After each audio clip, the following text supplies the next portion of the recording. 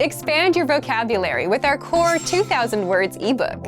It's free and packed with essential expressions that you'll use on a daily basis.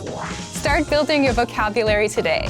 Click the link in the description below to download your free English ebook before it's gone. Do you know how to make conditional statements in English? Hi, my name is Alicia, and this is 3-Step English by EnglishClass101.com. In this lesson, you'll learn how to make conditional statements in English through a quick conversation. Let's look at the dialogue. As you listen, pay attention to how they ask about the topic and how the other person responds. I'll take a size 38 shoe, please. Jingliu, I think you're more of a size 7. That doesn't make much sense. Well, how does it fit? It fits perfectly, actually, though I'm still confused. Yeah, if I had a bowling alley, I'd use the metric system. Well, I'll just have to remember I'm a size 7 from now on. Let's go over the dialogue again, more slowly this time. I'll take a size 38 shoe, please. Jingliu, I think you're more of a size 7. That doesn't make much sense. Well, how does it fit?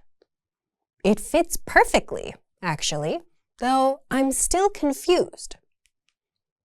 Yeah, if I had a bowling alley, I'd use the metric system. Well, I'll just have to remember I'm a size 7 from now on. Let's look at the sentence pattern. This pattern is the structure that all of our examples will follow. If, past simple verb phrase, would, bare infinitive verb phrase. We use this pattern to talk about what would happen in an ideal but unlikely situation. Between the past simple verb phrase and would, there will be a pronoun that refers to the subject. However, it is often contracted with would, using words such as I'd, we'd, or she'd. Let's see how a line from the dialogue follows this pattern. Yeah, if I had a bowling alley, I'd use the metric system. The structure starts with if. This establishes that the following is a what-if, imagined situation. And then, I had a bowling alley is the past simple verb phrase that follows. This is the ideal, unlikely situation. From there, we move to I'd. This is the contraction of the pronoun I and the would of the sentence structure. This shows that someone would do something in this situation and who it is. In this case, the pronoun is I, so it is the speaker who would do something. Finally, we have use the metric system. This is the bare infinitive phrase, which establishes what the speaker would do in this ideal, unlikely situation of having a bowling alley. Now let's look at some speaking examples. If I opened a restaurant, I'd open a pizza place. Can you see how the pattern applies here?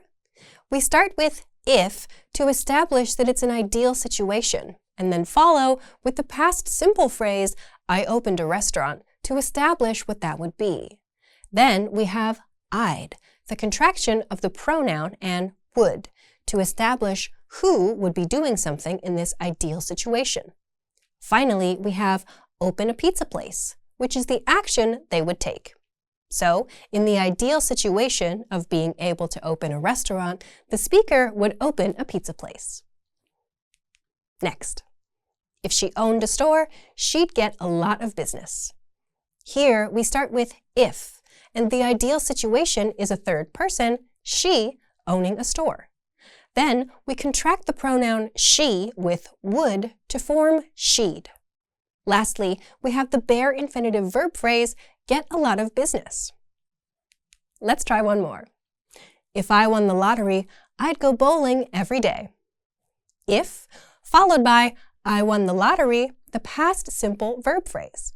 Then the contraction I'd and the bare infinitive verb phrase, go bowling every day. One last example. If I were you, I'd order 2 pizzas.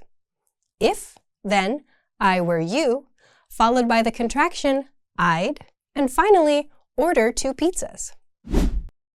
Thank you for watching. Now you know how to make conditional statements in English, and now you can move on to the practice.